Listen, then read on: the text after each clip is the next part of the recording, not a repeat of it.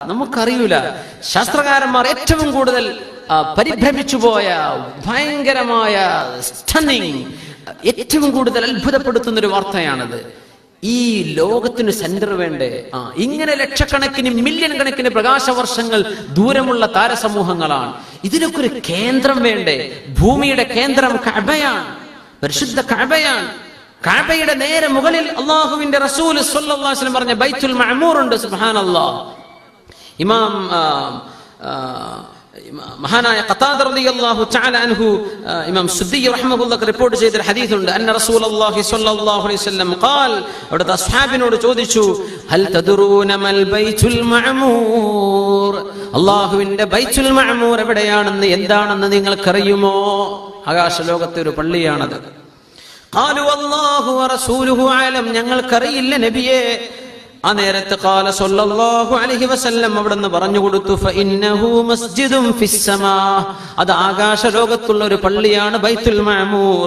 ബിഹിയാലിൽ കഅബ, കഅബയുടെ നേരെ മുകളിലാണ് ബൈത്തുൽ മഅമൂർ.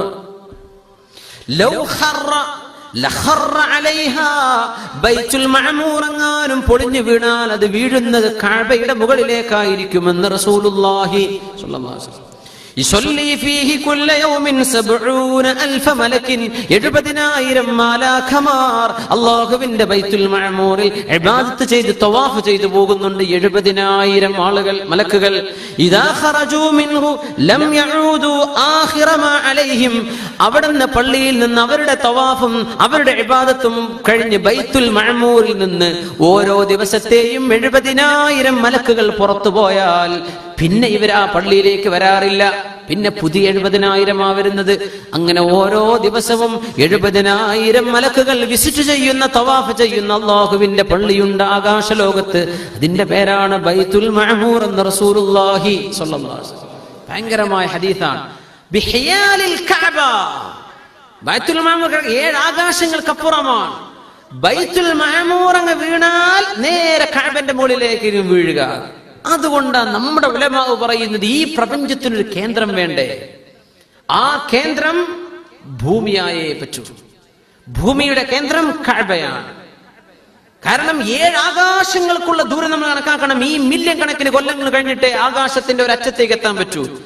7 ആകാശത്തിന്റെ അപ്പുറമുള്ള ഒരു ഭാഗത്തെയാണ് ബൈത്തുൽ മഅമൂർ എന്ന് പറയുന്നത്. അത് വീണാൽ ഇങ്ങോട്ട്, അപ്പൊ ഭൂമിയുടെ ഈ പ്രപഞ്ചത്തിന്റെ സെന്റർ ഭൂമിയാണെന്ന ആശയം മുസ്ലിമീങ്ങളായ പണ്ഡിതന്മാർ മുന്നോട്ട് വെക്കുക. സയന്റിസ്റ്റുകൾ അത് അംഗീകരിച്ചിട്ടില്ല, അവർക്കത് പറയാൻ കഴിയുന്നില്ല. എങ്ങനെ പറയും? എവിടുന്നാ തുടങ്ങുക? അറ്റങ്ങൾ മുഴുവൻ മനസ്സിലായാലല്ലേ ഇതിന്റെ സെന്റർ കണ്ടുപിടിക്കാൻ പറ്റുള്ളൂ. ഇപ്പൊ നമ്മൾ ഈ ഹാള് മൊത്തം 4 ചുമര് അറിഞ്ഞാലല്ലേ ഈ ഇതിന്റെ സെന്റർ എന്തെന്ന് അറിയാൻ പറ്റൂ.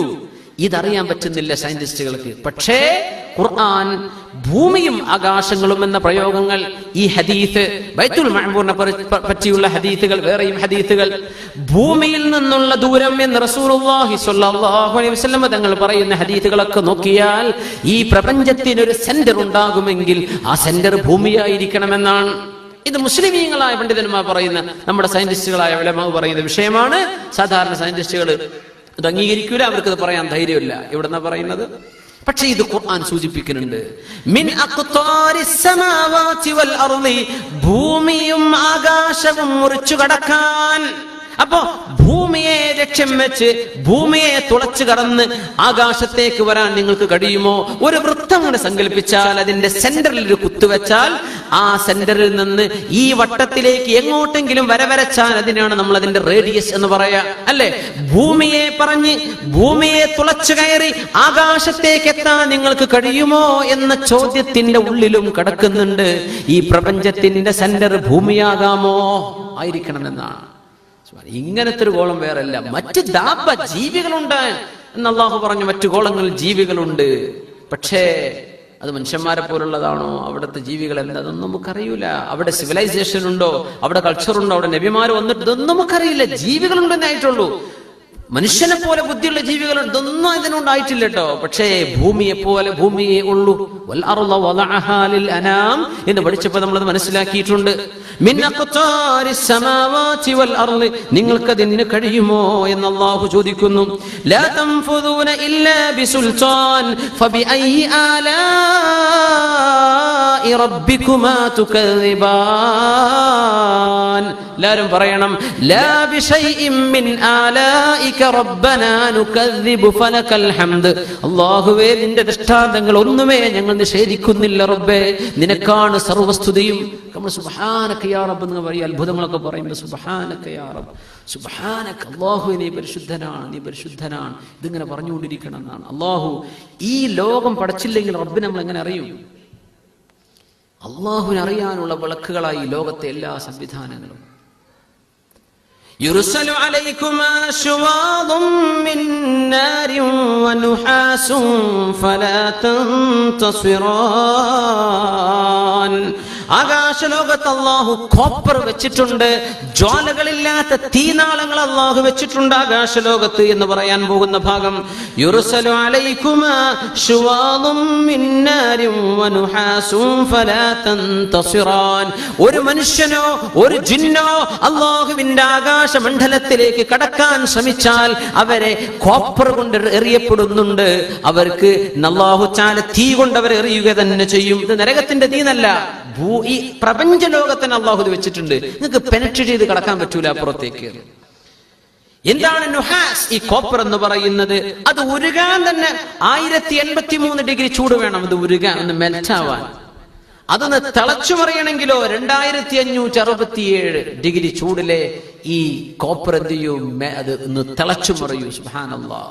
ചെമ്പിന് ഇപ്പൊ നമ്മൾ ഈ ജ്വല്ലറി മേക്കിങ്ങിലൊക്കെ അത് ശരിക്കും ഇങ്ങനെ മോൾഡ് ചെയ്ത് എടുക്കണമെങ്കിലൊക്കെ എത്ര ഡിഗ്രി ചൂടിലാണ് കത്തിക്കണതെന്നാ. സുബ്ഹാനല്ലാഹ്.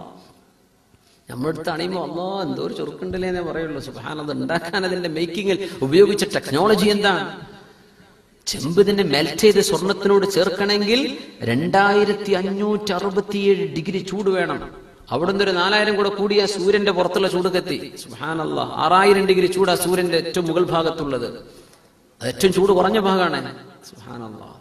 2567 ഡിഗ്രി ചൂടിലാ കോപ്പർ മെൽറ്റ് ആവുക. യുർസലു അലൈകുമാ ശുവാദും മിൻ നാരിൻ വനുഹാസ്. നുഹാസ് കൊണ്ട് നിങ്ങൾ അല്ലാഹു എറിയുന്നുണ്ടെന്ന് പറയുന്നു. ബിഗ് ബാങ്ങിന് ശേഷം, മഹാവിസ്ഫോടനത്തിന് ശേഷം അള്ളാഹുവിന്റെ പ്രപഞ്ചത്തിൽ ഇതുപോലെയുള്ള അത്ഭുതങ്ങൾ രൂപപ്പെട്ടിട്ടുണ്ട്. ഈ ഇരുമ്പുണ്ടായത് അങ്ങനെ ഇൻഷാ അല്ലാഹ് സൂറത്തുൽ ഹദീദ് ഒക്കെ പഠിക്കുകയാണെങ്കിൽ ഇരുമ്പിനെ സംബന്ധിച്ച് വരുന്ന ഭാഗം ഉണ്ടെങ്കിൽ വഅൻസൽനൽ ഹദീദ്, ഭൂമിയിലേക്ക് ഇരുമ്പ് വന്നത് സ്പേസിൽ നിന്നാണെന്ന ഖുർആനിലെ പ്രയോഗം. വഅൻസൽനൽ ഹദീദ്, ഇരുമ്പിനെ നാം ഇറക്കുകയാണ് ഉണ്ടായത്. അയേൺ എന്ന് പറഞ്ഞ സംഗതി ആകാശ ലോകത്തുനിന്ന് ഭൂമിയിലേക്ക് വന്നതാണ്. ഭൂമി നിങ്ങളുടെ മണ്ണിൽ കാണുന്ന ലവണങ്ങളെ പോലെ അതിന്റെ ഉള്ളിൽ എത്തിയത് വർഷങ്ങളോളം ഇരുമ്പിന്റെ മഴ പെയ്തുകൊണ്ടാണെന്നാണ്. ആ മഴ സ്പേസിൽ നിന്ന് വരണം. സുബ്ഹാനല്ലാഹ്. അത് വളരെ കോംപ്ലിക്കേറ്റഡ് ആയിട്ടുള്ള വിഷയമാണ്. കെമിസ്ട്രിയോ ഫിസിക്സോ ഒക്കെ കൈകാര്യം ചെയ്യുന്ന ആളുകൾക്കാണ് അതിന്റെ ശരിയായ ടേംസ് ഉപയോഗിച്ച് പറയാൻ പറ്റുള്ളൂ. ഇരുമ്പിന്റെ അംശങ്ങൾ ആകാശ ലോകത്തെ മറ്റു എലമെന്റുകളുമായി കൂടിച്ചേർന്നതിന്റെ താപത്തിലും അതിന്റെ കോൺസെൻട്രേഷൻ, അതിന്റെ ഡെൻസിറ്റി, അതിന്റെ സാന്ദ്രത, ഇതൊക്കെ കണക്കാക്കി ഒരുപാട് വർഷങ്ങളോളം അന്തരീക്ഷ മണ്ഡലത്തിലെ മറ്റു സാധനങ്ങളുമായി കൂടിക്കലർന്ന് ഇരുമ്പുണ്ടായി, കോപ്പറുണ്ടായി എന്നൊക്കെ അല്ലാഹു തആല മനസ്സിലാക്കി തരുന്നത്. സുബ്ഹാനല്ലാഹ്. ഇരുമ്പ് മേലെന്ന് വന്നതാണെന്ന് അത് വളരെ സയന്റിഫിക് ആയിട്ട് തന്നെ നമ്മുടെ ഡോക്ടർ അലി മൻസൂർ അൽ ഖയാലി അദ്ദേഹം സമർത്ഥിക്കുന്ന ഒരു പ്രഭാഷണം ഉണ്ടായിരുന്നു ദുബൈയില്, ഹോളി ഖുർആൻ അവാർഡുമായി ബന്ധപ്പെട്ട്. അൻസൽനൽ ഹദീദ്, ഇരുമ്പിനെ സംബന്ധിച്ച് മാത്രം. ഇരുമ്പ് ആകാശ ലോകത്ത് നിന്ന് വന്നതാണെന്നാണ്. സുബ്ഹാനല്ലാഹ്. നമ്മളിപ്പോ എന്താ ഇതൊക്കെ ഇരുമ്പല്ലേ, ഈ മൈക്കിപ്പോ ഇരുമ്പല്ലേ, ഇത് ഇരുമ്പാണ്, എന്താ നമ്മളെ കയ്യിലെ വാച്ചിന്റെ സ്ട്രാപ്പ് അത് അല്ലേ, ഇതൊക്കെ ഇരുമ്പാണ്. നമ്മുടെ മേത്ത് എത്ര ഇരുമ്പുണ്ടാവും? ഇതൊക്കെ ആകാശ ലോകത്ത് നിന്ന് വന്ന സംഗതിയാണെന്ന്. അത് ഭൂമിയിലെത്തി, ഭൂമിയുടെ ഉള്ളിൽ നമ്മളത് എടുത്ത് റിഫൈൻ ചെയ്യാണ്, നമ്മളതിനെ മാനുഫാക്ചർ ചെയ്യുന്നുണ്ട്, സാധനങ്ങൾ ഷേപ്പ് ചെയ്യുന്നുണ്ട്. ഇതൊക്കെ ഹൽക്കാണ്, നമ്മൾ ഷേപ്പ് ചെയ്യാണ്. സുബ്ഹാനല്ലാഹ്. ഇരുമ്പിനേക്കാളും ഭയങ്കരമാണ് കോപ്പർ. കാരണം ഇരുമ്പിന്റെ വെയിറ്റ് ഏകദേശം 54 മില്ലിഗ്രാം. അതിന്റെ കണക്ക് പ്രകാരം 54 വരുന്നത് നുഹാസ്, കോപ്പറിന് വരുന്നത് 63 ആണ്. സുബ്ഹാനല്ലാഹ്. ഇരുമ്പിന്റെ അതിന്റെ അറ്റോമിക് നമ്പർ 26. പക്ഷേ നുഹാസിന്റേത് 29 ആണ്, 29 കോപ്പറിന്റേത്. ഭാരത്തിൽ കൂടുതലാണ്. അത് അലിയാനും ഉരുക്കിയെടുക്കാനുമുള്ള ചൂടും കോപ്പറിന്റെ ഇരുമ്പിനേക്കാളും കൂടുതലാണ്.